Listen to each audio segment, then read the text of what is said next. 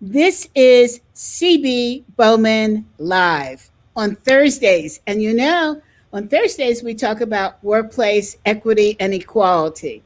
And we have a phenomenal guest in that space who is Eugene Frazier.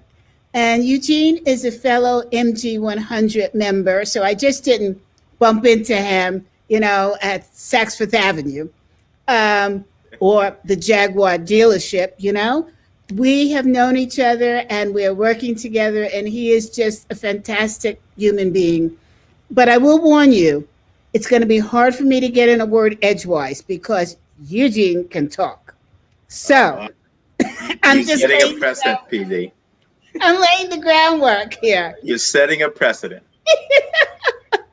So I'll have to weather that. you have to own it. You have to own it, Eugene. So with that, welcome, Eugene. Welcome, everybody. And Eugene, please introduce yourself. Well, on a brief note, before I get into introduction for me, see, this is an example. I have to say, CB, that before I met you in MG 100 and the period of time we've been working together, I've been an admirer of yours since 2014. And I used to always watch you on LinkedIn and various platforms that you were doing what you do extremely well. And I was very impressed with that. That excites me to be here today. And Oh, so I just want to say that.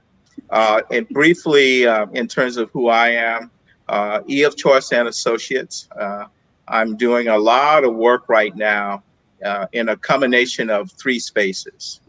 Merger, acquisition, and integration as relates to transformation of people and organizations. And of course, embedded in all of that is D&I related things and lots of opportunities to course correct and to guide leadership in a variety of different ways. I am also in that space of just leadership in general around training and development. And I am considered to be a training and development firm. I'm actively cultivating, creating a curriculum, certifying that curriculum to put into environments where I'm doing transformation work. And the last but not least piece, I'm actively engaged in executive coaching. wow. Okay. I just ran out of people. And we're getting a little bit of echo here. So I'm going to try to close any other documents that I have open and see if that helps. Okay. And let's see, I've closed Zoom. And I'm going to play with my mic a little bit here and hope for the best. Well, Okay. we'll weather that one too. Okay. I've closed everything on this end, so you have my undivided attention, CB. Oh, you are just such a charmer. And good thing my husband isn't here. Okay, let's get back. Okay. So Joan is saying hi from San Diego. Joan Kling, I believe is her name, her last name, Kling. Do you know Joan? I do not know Joan. Okay, well, we know Joan now. So she's signing in. Hi, Joan. Ask us a question as we move forward. So, audience, notice today I'm also dressed very casually. She said, very charming. Oh, she's a nice person. Okay, we have to bring her into our circle. So, okay, let's start with Eugene. As a Black man in the United States, how did you set your course in life to be as successful as you are now? And I want to talk about some of the blocks that you have faced because that always fascinates people. Oh, she says great earrings. Thank you, TJ Maxx. Um, that always fascinates people in terms of dealing with their own roadblocks to know how successful people have overcome them. So, first, tell us about how you set your course as a young man. Not that you're not still young. Well, I am moving in that opposite direction, but you're only as young and as vibrant as your mind leads you through life, because that is indeed the guide. I will say, CB, that's a really intensified question, because like most African American men in today's society, you have you have to weather a whole lot of storms to get where you have your destination set for. And once you get to what you call your destination, isn't truly a destination, it's just part of the journey. And Mhm. so I would just say, from my perspective, CB, one of the key things, coming from a very humble background, I realized at a very early age, I was raised by my grandmother. My mother was around, my father wasn't there. So I was also one of those individuals who were raised by strong African American women. And that for me really was my true grounding. And so, in the midst of some of that, I picked up some things that most African American men or men in general would never accept or even verbalize. I, by being raised by very strong Black women, somehow developed what I call female antennas. And those female antennas really gave me a perspective, insight, and a level of awareness that allowed me to see things that average people don't see. And CB, I have to admit that I have allowed my past to influence my present and my future by leveraging that tool. And that tool is more around how I connect, being sensitive to my environment, understanding what the vibrations are that exist around me, both verbal, nonverbal, and things that are not even talked about. That has really moved me through a variety of places. And I would So just say, wait, so here's the thing that I loved about what you said is that you took things from your past that were positive and you used them to propel you forward versus taking things from your past that may have been problematic and use that to stop you. yes, absolutely correct. Mhm. And I would What, say what to gave you everyone, the what gave you the strength to do that? What gave you the knowledge to do that? well, in when you're dealing with diversity, and a lot of people on this call are in that space, and they're also doing coaching, some kind of leadership related activity. What's real important to understand is that you can get paralyzed by your fears and bad experiences. And I made a conscious choice that if anything was going to move forward and was going to grow and evolve, it was strictly up to me. And it's kind of like being able to move past. And as you know, CB, I have a therapeutic background as well. And I use all of the stuff I've taught my clients and patients when I had to sit with them, because what I said to myself at that time, okay, Eugene, you could get mired down and be very angry and frustrated 24/7 because of everything happening. And it's not that it was in the past, it was in my present, and it was also in my future. But leveraging the bad things isn't an option and wasn't an option for me, because I needed to free myself so that it opened my mindset and put me in a position where I would be open to anyone that didn't look like me, those who look like me, but still operating in a premise where I know where I am. And a lot of that comes from really beginning to know yourself.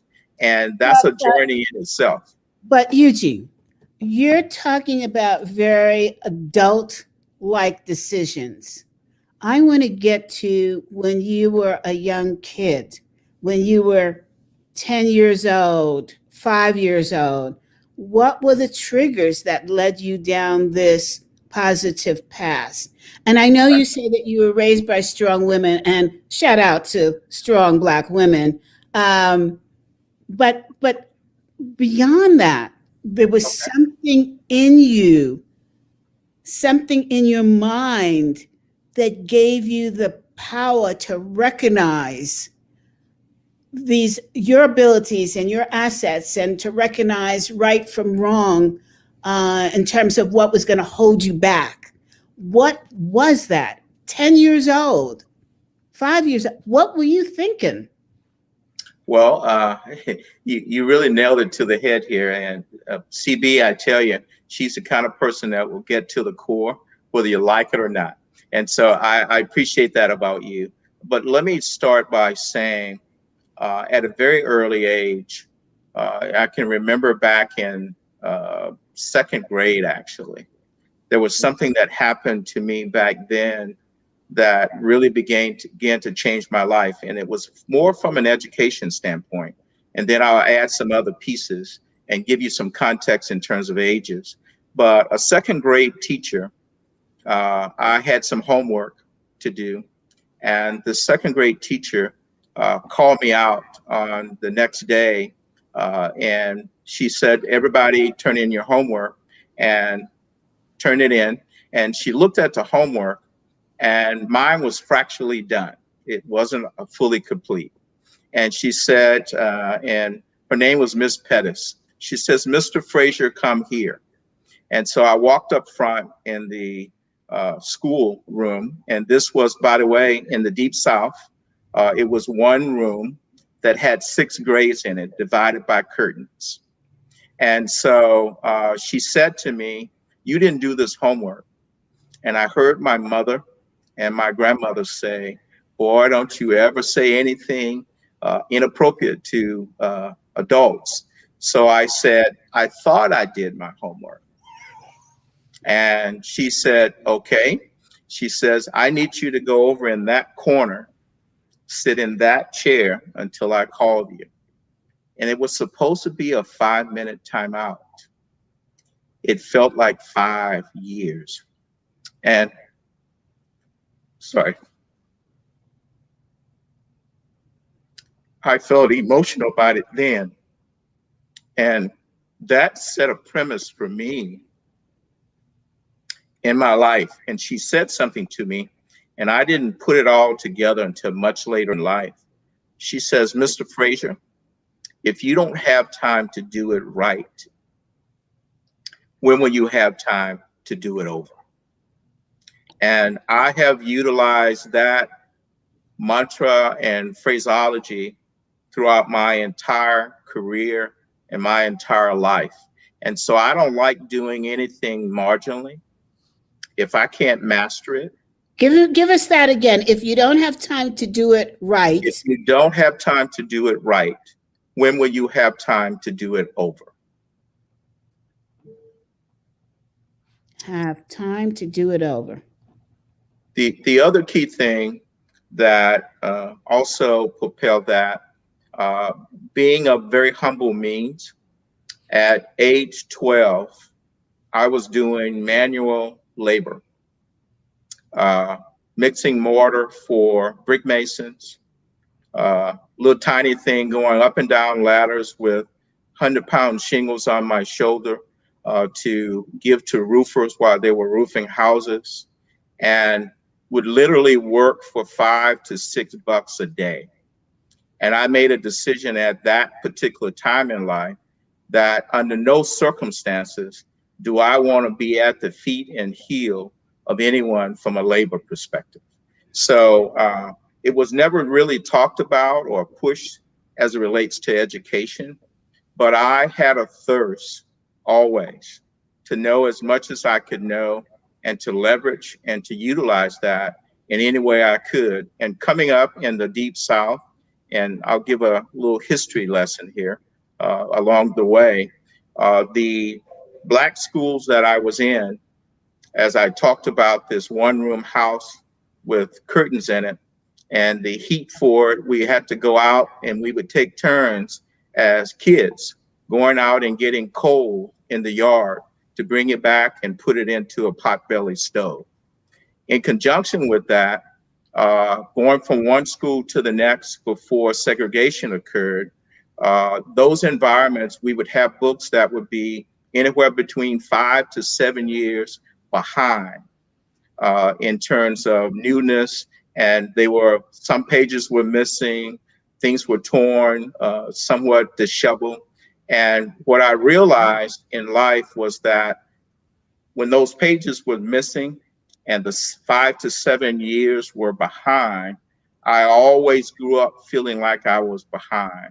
And I was always looking at how do I close that gap? And before other people would identify shortcomings, I would look for ways to fill in those gaps. And CB, that's kind of the core of how I was reared up and what I had to endure in order to kind of move forward for here. Those were my foundations. Incredibly, incredibly powerful. And I need to ask the question, Mrs. Pettis, was she white or black? She was Black. Wow. I love the story. I love the story. It's just, it touches my heart. I was raised different from you as a child, but my mom was my Mrs. Pettis. Mm. And talk about a tough broad. Whoa. And you never saw it coming. No. Every single one of the sisters, you never saw it coming. I remember when I answered my teacher back in school, and my teacher wrote a letter home to my mother. She was white. And my mother took me aside and said, when I am not with you, when you're in school, your teacher is your mother. Mm. And I know damn well you would never answer me back because you would be picking yourself up off the floor. Absolutely. And I got the beating of my life for answering my teacher back. It did not stop there. My mother then went to school. Oh, when I answered my teacher back, she told me to go sit in the corner, Mrs. Pettis, right? And I didn't want to do it because I was a proud Black kid. So my mother came to school. She made me apologize to the teacher. I got a beaten in front of my classmates, and I had to sit in the corner. Mm. I never, ever answered an adult back again. Now that's impactful. Respect. Yeah. And I could have took it the other way, right? Mm-hmm. Revenge, upset, anger. This woman caused this rift in the family and stuff. But I'll tell you what, my mother put on such a front, I didn't even dare think about that. And I have to tell you, I would have chose a different demonstration of authority, but you know what? It got me here. Absolutely. And so, Wow. Shout out to my mom. Absolutely. Yeah. I would share one last thing that I think is pretty significant. One of the key things. And by the way, I am not advocating beating your children. Let's just be clear.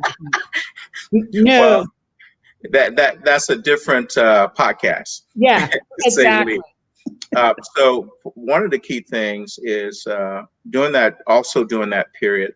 And if anyone knows, when you look at whether you are an extrovert versus an introvert, I am an introvert. And I can remember all the way back to grade school, 1 through 6, obviously. And notes would come home in my book bag saying to my grandmother that he sits by himself. He doesn't interact with the other kids. And I'm not sure what the problem is. And what they didn't realize is that I am an introvert. I was one then. And what I realized, and give you some of the phraseology that was used, he seemed to only move and operate to the beat of his own drum. That's what we do as introverts. And what and I grew up, quite honestly, uh, I had very few heroes in life because I wasn't around them. Uh, for the men in my life, they were my uncles on my mother's side and my father's side, which I was very close with all of them. And so, manhood and evolving through life, that helped me really to become who I am today. And the other thing I would just say is that when you're an introvert and you feel all of the things around you based on those female antennas that I was dealing with, I was always also sought out after by the bullies. They wanted to know what I was thinking, and it's odd because that even permeated early into my career. People never could anticipate where I was going to come from, what I was going to do. And there's a very, very creative side to me that I don't necessarily show to someone, but it's my personal space. And then when you are invited in that, the core, then you really have access to a whole lot. But other people see on the outside of that, that they go, there's a light there, there's something there, but they don't know what it is. And takers of the world throughout my career always wanted to take from me. So I didn't get disenchanted by that. What I was able to discern was that, and I'll use this from a biblical standpoint, and when they say that if you desire patience, you don't currently exude it. The other question is pray for patience. Now, when you pray for it, more opportunity comes for you to practice it. And Hmm. so I say, in terms of being able to warn off people who were takers. And by the way, unfortunately, I want to say this to the audience. Our world right now is 80 to 90% takers, and the rest are really good people. And they are very hard to find and sift through. So if you find someone that you thought process, your value system of who you are, alignment is very, very important. But it's a test and trial perspective. But you have to let go, and this is what I did, was let go of what I call ill will Hmm. and put it into the perspective that I needed to experience that because God had a desire for me to be well rounded. Hmm. Hmm. I like that. I think that there are two ways to do it. Is one is letting go of ill will, and the other one is putting it in a box so that it doesn't affect the rest. Right? Yes. I'm not one of letting it go. I'm a true Scorpion, twice over. And so I found it was really hard. I was listening to people, good people like yourself, and saying to me, you've got to let it go. And what I found didn't work for me. You know, I'm a Scorpion. I got to strike and put it away, right? Hmm. But I always say to people, if you're going to strike, strike so that you go for the win, and hopefully it's a win for both people. So Yes. earlier in my life, I learned to strike. Later in my life, I learned to strike so that it's good for both people. And that's really hard to do. Right? Letting go is hard in general. Mm-hmm. And I want to talk a little bit, and we've talked about kind of how we take the negative rather, and turn it into a positive. I want to talk a little bit about in the D&I space, all that has occurred with me and becoming a spokesman. I've done a lot of podcasts around very difficult discussions. I've also spent a lot of time helping people to discern some things that they can communicate. My grandmother said something to me who was also giving me nuggets. She says, and I'll say it in the way that she said it to me when I was growing up. She says, boy, you can say anything you want to say, but it's about how you say it. Oh, yes. And so it's really about the messaging and Yes. the intentionality, if you will, of doing things. So in this D&I space, it's important for folks out there who are facilitating between people who may be directly opposed to each other in terms of point of origin, where they're at in life, pecking order in terms of senior management versus subordinates and things of that nature. It's always important to understand that at the end of the day, if you're superior and you put yourself in that leadership role, someone else is following you, you're sharing that leadership at the top, you're sharing it at the bottom. And it's not about the control facets that manage that. It's more about, can you achieve the outcome for the greater good for all who's involved? And I would add to that, look at the greater good for yourself. Um, so here's another story from my past. Um, I went to all white schools basically, and at one level, I was in junior high school, and I found out that I had been placed in speech class, and I was very upset. I came home in tears to my mom, and I said, "Are they trying to tell me that I don't know how to speak? I totally object to this. I want you to go to school and complain, Mom." My mom looked at me and she said, "CB, how many other people in your class have to take speech class next year?" And I swallowed hard and I said, "All of them, Mom." And she said, "You will have your ass in speech class. Mm. This is not about you, CB. This is the leveling up, and everybody in your class has to take it, and you're in with all white kids. What Yes. is your problem?" Mm. I zipped it quickly. And I hated the class because I am an introvert. And we had to get up in front of people and give speeches. And look where I am now. Absolutely. I Uh, can speak. I can speak in multiple cultures. When I get off the stage after speaking, people are coming up and talking to me and yay, CB. And I owe it all to my mom when she basically said to me in her way, translated, look at the intent of where you're being placed and she analyze. pushed you, she pushed you beyond your perceived limitations. Absolutely. Absolutely. So, That's powerful stuff. I'm telling you, she was a kick ass mom, right? And I miss her so much. Yeah, uh, I don't have either one of mine either. They're both yeah. gone on. Yeah. My mom and dad have laid to rest together at Arlington National Cemetery. So, um, but, it's so important for us to communicate to our younger generation, even our peers.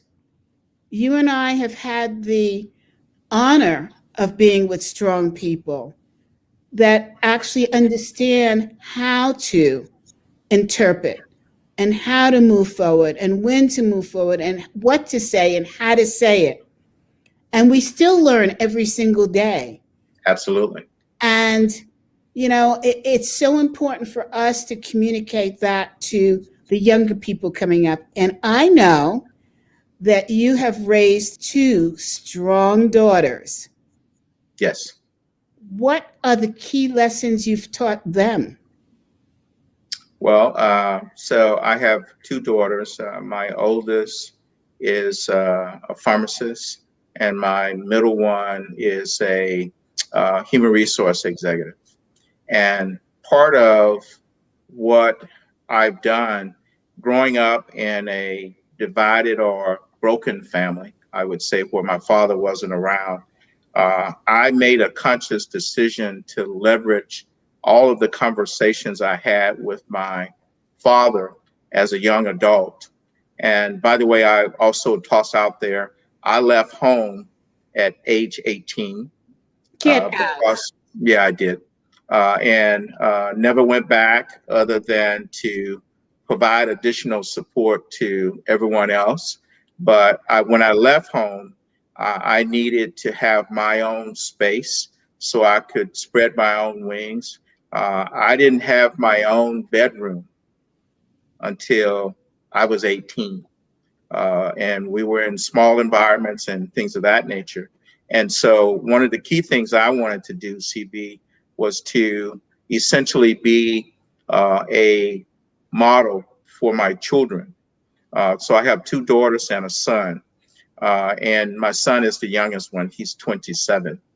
And so, the key thing was to be intact as a two parent household. I've been married for 40 years. I've known my wife. It'll be 41 years this coming May, and have known her for about 47 years. And Wow. so that was demonstration of something that they can adhere to, and that they have the support structure from all. And I took my teaching, and you said it earlier, CB, when you were talking about the upcoming generation, whether we call them Gen X's or Generation X, however you want to phrase it in terms of phraseology, there's an inherent gap in having a proper frame of reference for what we're dealing with right now. And so I have spent time with my children, giving them my frame of reference from which I came from, and how much more liberated they are based on the efforts that I've strived to provide for them, give them opportunities, things of that nature, but helping them to develop. So, what's your frame of reference? What's your legacy going forward? If Mm. you left tomorrow, what would that look like and feel like as people reference you in any form, whether it be professionally or personally? And I would have to tell you that all of them have bits and pieces of myself and their mom. My oldest is a person that I'm actually doing business with right now. We are driving certain key things together based on upbringing. And at the age of 36, I have her investing in self directed IRAs with me. We do collaborative things in that space. And if any of you know anything about self directed IRAs, it's about the biblical principles of becoming a lender versus a borrower. And I use a lot of those biblical principles in my business processes, and I incorporate family into everything I'm doing. And my middle daughter, the human resource side, she went the psychological side. So she has a bachelor's in psychology, has a master's in human resources with a concentration in industrial relations. And so she's currently working with me on engagements that I have on the EF choice side into organizations around effectiveness and efficiency for human resource organizations. Uh, and so your son will be president what year?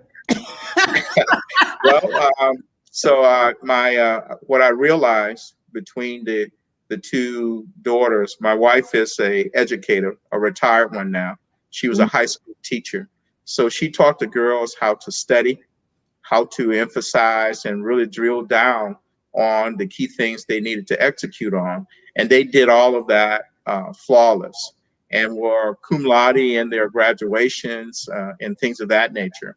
And my son, what I realized is that he had the other side of me, which is more of the creative side, more hands-on, etc. So after wasting about 30, it's somewhere between 86 to like $90,000 over a 2 year period. I had to have a tough conversation with him, and basically said with him, unless you get grades up and perform at this level, I'm pulling you. So I exercised some courage at that early stage and said, I'm pulling you. And you roughly have 60 days to determine what you're going to do and where you're going to move forward on. Otherwise, you're going to have to leave the house. And that And how kind old of was rocked him. he? How old was he? He was between 18 and 19. Damn. Well, but here's the issue. Unless you set the bar high, they shoot low. And from my perspective, I gave him an opportunity to demonstrate whether he wanted to be there. Very expensive one, I might add. And then at the same time, when he came out, though, when he was 17, I was grooming him. And this is when let me think, it was when the Twin Towers went down. And we went in close to a full-time recession for a period of time. Yeah, we did. Yeah. And he couldn't find a summer job. Mhm. So being the entrepreneurial spirit person I am, we had a conversation and I said, okay, you will have one in the next 3 days. And so I developed him a lawn business. And in Chicago, you can only do that in the summertime. That was during the period. And then I created what I call a father-son lawn company, and identifying funding college. And we got all kinds of business. So I taught him how to repurpose landscape, certified dirt, dump dirt, backfill, put in mulch, put in plants and things of that nature. And on the third day, I walk in with flyers that I had created and business cards. And I said, we're delivering today. And so that really had an effect on him. I found out most recently, he said, you know, Dad, when you gave me that ultimatum and when you built the lawn business for us to do together, and I was teaching in universities at that time and then consulting part-time in terms of coaching. And I would literally go out and do jobs with him from 12 noon to about 4. And we would go out, spec them out, price them. And I taught him how to go ask for the money. And I also, at the same time, would go to work and teach at night in universities, et cetera. And during the period of time when he was making a decision on what he was going to go, what he wanted to go do, he said, I think I want to become an electrician. And I said, okay. And then I'm thinking about this kid.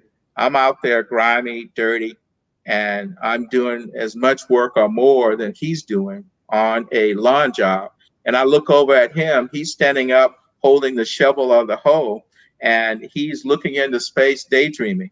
And I'm saying, but wait a minute, how are you going to become an electrician and essentially do a job as an electrician and you cut corners? I said, do you know if you cut corners doing electric work, that means that you die? And he said, okay. He said, but I still want to do this. So today he's 26. He went in an accelerated program for a 4 year, got his certification to become an electrician. He's a journeyman now at age 26, and on an average, manage and operate 1 to 2 jobs by himself. And people approach him and say, who's in charge of this job? He looks at them and he says, why? And he says, well, I just wanted to know. He says, I am. What do you need? So that's kind of how my life rolls, CB. Wow. He is, well, I was going to say he is one lucky child, but all of your children are incredibly lucky because Well, I of appreciate that. you and your wife take no prisoners. And Well, we didn't have any support structure in Chicago. I moved there when I was 22, and I went to establish a foundation, get a job, etc. And I gave myself basically 3 months. And if I didn't find a job, I was going to do a couple of things. I was going to either go into the military, and at that particular time, I had done everything to go into the Navy. And in between, I had started a program there to open up a barber business. And I don't know whether I've ever mentioned it to you, but CV, I put myself through undergrad school doing two things: uh, cutting hair, cosmetologist, and I was a short order cook on a military post in Montgomery, Alabama. And watching my grandfather, when growing up, he was a barber, and using the old hand clippers that you had to operate by hand, doing the bonneton cuts, etc., with the razor and the sharpening of the razor on the belt. I used to sit out in the yard on a wooden block and watch him cut hair all day on Saturday. And I picked it up. I went to school for it, got it. So I basically cut hair and I did a bachelor program. Typically, folks do that in 4 years. I did a bachelor program in 3 years. And on top of that, I utilized my skills in that barbering and cosmetology space to put me through school. No, Eugene, you forgot to mention that to me. Well, there's a whole lot. You're uncovering a whole lot here. You ask these deep questions, so I'm giving them to you freely because I can consider you to be an incredible partner, confidant, and essentially a person who is leading and cutting edge in all that you do. Thank you. Thank you so much. I'm actually speechless because I had no idea your history was so rich. I'm like, it's like reading a Robert Ludlum book. I'm like, okay, what's the next chapter? So, Eugene, in the work that you're doing now, how do you find difficulty in getting clients as a Black person? That's a good question. Especially around the pricing. Do you find that your white colleagues, and we have colleagues in common, that Yes. they're able to get the higher dollar, and you're not? And if you are, how do you do it? Well, I think that there's a twofold answer to that, CB. The first one is my experience, even to this day. Matter of fact, I just dealt with one yesterday. I just solidified a coaching deal, and the person got referred to me by a psychologist and a scientist that I've worked with before, developing leadership programs and things of that nature. And through that referral, I was identified as a person that didn't only have coaching skills that I could work with them, but it was far broader and more granular. And so once the person got to me and he looked at LinkedIn and some other things, he's saying, okay, but then when it came time to talk about money, I said, here are my pricing. I gave him the low end, I gave him the middle end, and then I gave him the high end. And I said, here's where I put you based on those three continuums. And I said, here's my requirement for that. And then he, for some reason, wanted to negotiate what the dollar amount would be. And I said to him, and CB, you'll learn this about me if you haven't already. I call a duck a duck. If he waddles, and she waddles, we're going to make sure that everybody knows that the waddling is occurring. And so, with that being said, I said to him, I said, you got referred to me. You didn't get referred to me to vet me, to determine whether I am capable or not capable of providing you the services you so desperately need. Now, so if you are willing to step back and let me identify, I'm already giving you a break for these reasons, because the person is coming to me on a personal standpoint, didn't want to go through his job because he didn't want others to see what he's attempting to work on and improve back into the workplace. And so I said, this is what it's going to be. You have a choice on whether you let your, and I called it out, CB, let your biases keep you from making a decision to connect you to incredible breakthroughs going forward. Because you went through several people to get to me. What does that say to you? And then I said, the price is going to stay the same. You have to make a decision because I have others begging for your slot. And needless to say, I have that deal, right? But sometimes you have to come at it in a real way. And I learned very early on, back in the early 80s, early to mid 80s, when people didn't even know anything about diversity and inclusion. They didn't have an idea. I was implementing programs about diversity awareness and things of that nature. And I was working with people to understand, how do you identify the elephant in the room? And I would be in major meetings, including board meetings, Mm-hmm. where there's some dynamics going on. And even the business that I was the human resource executive for, when I would come to a standstill and we were just talking about this, and it's a very simple decision, but because I'm at the helm of it, somehow we've stalled. And then I stop and I ask the question, what's happening right now? And I said, we're not moving from any discussion we're going to have going forward until I have someone explain to me what's happening right now. Biases, racism. Well, who are you to tell us what to go do, right? And when you hear that, when you can hear a pin drop and you know that they're all struggling around the table. And 9 times out of 10, I'm one of the only people at the table that looks like me. But first of all, I'm a big black guy. uh, and no matter how I show up, I can't hide. I'm not going to try to hide. I can't remove who I am and where I came from. So either you're going to choose to embrace that, or you're going to choose not to participate. But I'm not going to dumb me down or be anybody else because it fits you.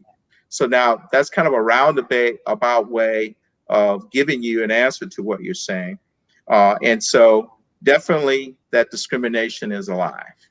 And I Mm-hmm. just give you an example of kind of how that occurs. Now, there are other situations that for some reason, broader environments are surprised that you are as skillful as you are. They go, well, how did you get that? Now, uh, and and one of the things that I would just say, a lot of us grow up in life as African Americans, whether you're female or male or people of color, because that's broadly inclusive, if you will. Mm-hmm. What's important to understand is that if you're looking for mentors, you're looking for coaches. In some cases, depending upon where you are in the C-suite mode, you want people that look like you because they're going to have to come with some general perspective that can help you navigate. On the other hand, if it's not that specific and you don't need that extra boost to move you to that next level, it's important to look at who could provide you the grounding, the infrastructure, and or the foundation that you need in order to make better decisions, navigate differently, operate differently. And CB, being a part of Motorola, I had the opportunity to innovate quite a few things in that environment. But what really happened was one day I got the opportunity, someone came to me and said, Eugene, we've been watching you for a while and you seem to innovate in spaces just in time before things occur. And we would like to have you do this project. Mm-hmm. And and I always tell people, It wasn't someone who looked like me. It was a Caucasian male who saw some level of potential. And he said, if you don't know how to do it, just tell me you're willing and I'll show you. Oh, that is so fabulous. And I leveraged that throughout my career. And who would have thought a little country boy with very limited means would own his own self directed IRA firm and be able to navigate and lend money to people to purchase and acquisition commercial property. But it all came from orientation and or being a real good listener. So I know CB gave me a hard time very early on that I talk a lot, but I listen a lot too. And it's important that you're not just listening with your ears, you're listening with your thought process, you're looking at the present, you're looking at the past, you're comparing that to where you want to go for the future, because in the middle, it all aligns. So, Eugene, you have had, and I know we're at the top of the hour, but we started a little late. Um, you have had great tenacity in your life. And it sounds like you have had some really good mentors and some really good sponsors. I wouldn't say sponsors, but in the fullest sense, of course, and everybody's going to bring you something that they need to get done, and they see somebody who with skill set to get it done. Yeah, would you say I would have some level of sponsorship and or support? Yeah. Okay. So, I mean, this man that you just spoke about, he probably was in the middle of mentor and sponsorship. And the fact that he said to you, if you don't know, ask, right? Hmm. And I'm going to trust that you'll go forward. And all you have to do is say, I'm willing. Yes, That's pretty powerful. I would say so. How do you recommend young, middle age, older, all of us who are Black, how do you recommend that we position ourselves so that we have those people, mentors, sponsors in between, tap us and say, you're on stage now. Mm. Here's something, here's a project, here's an opportunity, here's what have you. And if you don't know, just say I'm willing and I will be there to support you. How do we find those people? Okay. So I think it starts at an individual level. And then I'll take us to a broader contingency where you're talking about togetherness, because this can't happen unless you go from the individual side to the merge of the broader entity. So the first thing I would say is early on, I made a conscious decision to not, and TD Jakes says it so well. He says, don't show up at work with the intention for people to give you attention. And don't show up with the intention of being recognized for what you're doing because that's your job. It's more about showing up to do your very best, being consistent about how you show up. And if anyone see any value in who you are, they will gravitate to you. And the other key thing is that for folks who are out here, I don't want you to get it twisted. I spent a large portion of my life in the career space, climbing the ladder, doing a variety of things, all of the things that each of us have done that's on this call. But one of the key things that I realized at the end of the day, I socialized, educated, trained, and certified myself away from my core. So it's important to realize what your core is. That core is all about what's my purpose in life. And I should shine in my purpose. And you know when you're walking in your purpose, when you can describe it. Let me give you an example. Right now, I feel like I'm walking in my purpose. What that means for me, the people who I choose to associate with feels right. And even those that come into the picture and you can't see the full positiveness, if you will, of why they're there, because there's some negative implications, but they're there to give you a dichotomy between the positive and the negative. We learn and grow from all of those. And right now, I am feeling, and the only way I can describe it is that feeling. And for those of you who may have a spiritual background, when you're in church and you feel like you're communing with God, it feels the same way when you're in your sweet spot with the kind of business that you do and you are impacting lives in a positive way. You're providing structure and guidance for them in a positive way. That's when you're walking in your purpose.